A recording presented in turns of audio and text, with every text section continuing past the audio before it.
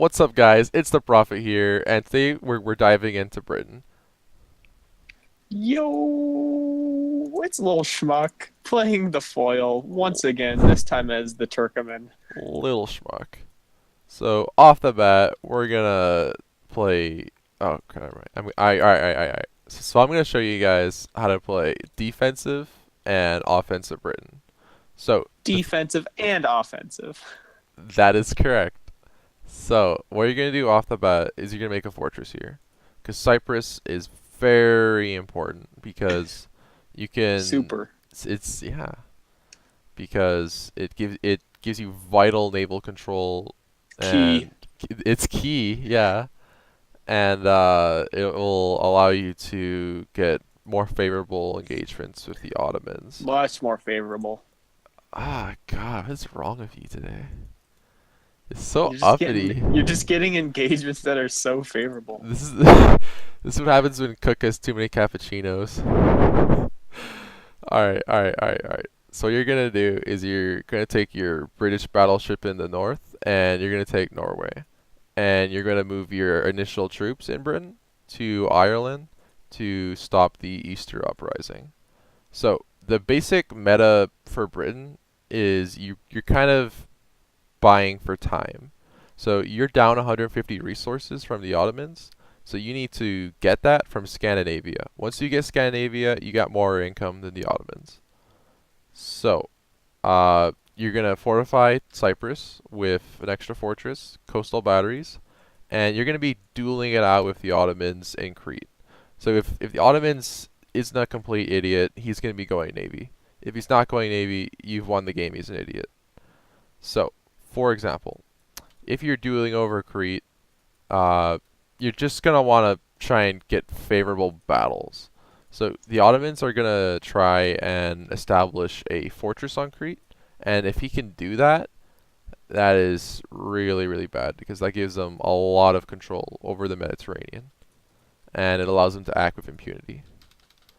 So we're gonna be dueling it out in Crete while we slowly establish our Scandinavian empire. And while this is going on, you're going to be building bunkers over here to establish our second fallback line. And we're going to be trying to deal with the Ottomans with whatever methods that we can acquire. So, Any method you can. any method. It's just one that works, hopefully. So, uh, go back to Ireland. You get to drop mines. Remember to follow my advanced Navy video where you try and use kamikaze subs as much as possible. Remember, that's going up to the ship and dropping the mine. Very important for Britain Ottomans. If you don't use that, you're very likely going to lose. It's extremely important.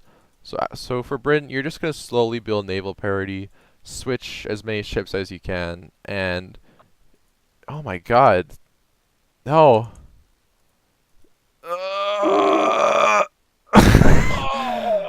Oh, okay, that was close. That's close. So you do not want to let him get a fortress over here. Also, you want to keep sniping as many ships as you can. So again, I want to reiterate, the kamikaze subs, really good, and don't let them establish a fortress. That's really, really, really bad. So, for demonstrative purposes, I'm going to show you the end game of what you want to accomplish. So it's something called Fortress Med, where you want to have at least two fortresses on each important island. So you'd have two on Crete and two on Rhodes. So what this does is it forces the Ottomans to engage you in heavily fortified fortresses, taking massive casualties and uncertain if he'll even take the islands. Or he'll be forced to go around Crete right here into the gauntlet, and he's exposed to kamikaze subs. He has unfavorable chokes. It's just a bad time over here. So, say the Ottomans go land, you just get yourself a factory, and one second. So yeah, you just get a factory, and so if the Ottomans have like 6 howitzers and you only have 3, you would retreat behind the Suez Canal, and what you would do is you would force him to cross over this little choke right here, and hopefully have naval superiority so he can't try anything. And by controlling by having like 3 howitzers right here, you can block any significant crossing. So say he has like 6 tanks, you have 3, and he tries to cross. That's very precarious for him, and if you properly micro your 3 tanks, you'll be able to kill all of his tanks with little to no casualties. So that's kind of the strategy for defensive Britain. You're going to want to build fortresses on these islands, slowly go for Scandinavia. The best way to do is to get a mortar and 4 marines. So you use the mortar to kill the machine gun bunker right here, that you already used your battleship to kill the 2 mortar bunkers. And so yeah, you just mortar this bunker right here, and once the machine gun comes out, you drop your marines. You would bring an SCV along, you would build a factory, you get a howitzer, and you slowly use those units to conquer all of Scandinavia.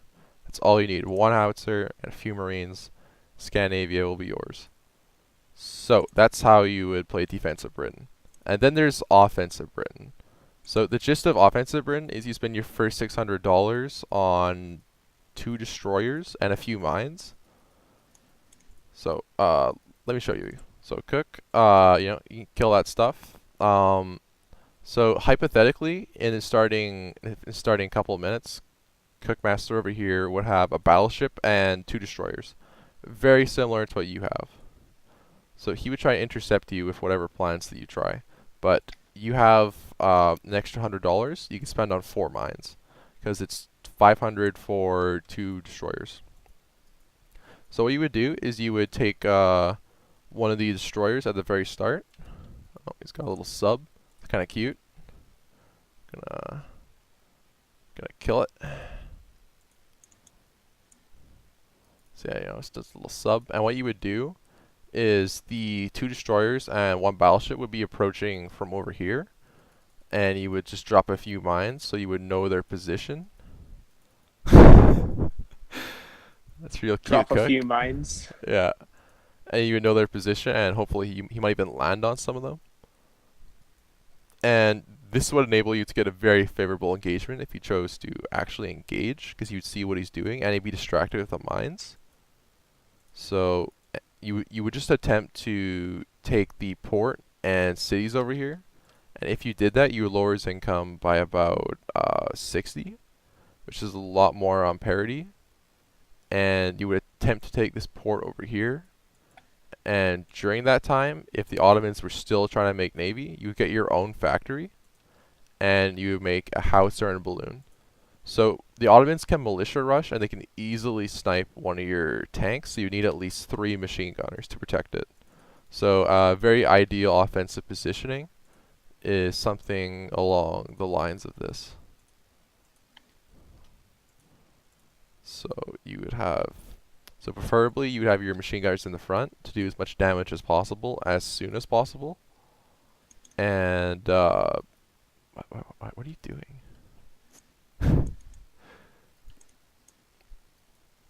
So you'd have your machine gunners in the front, and your 1 howitzer in the back.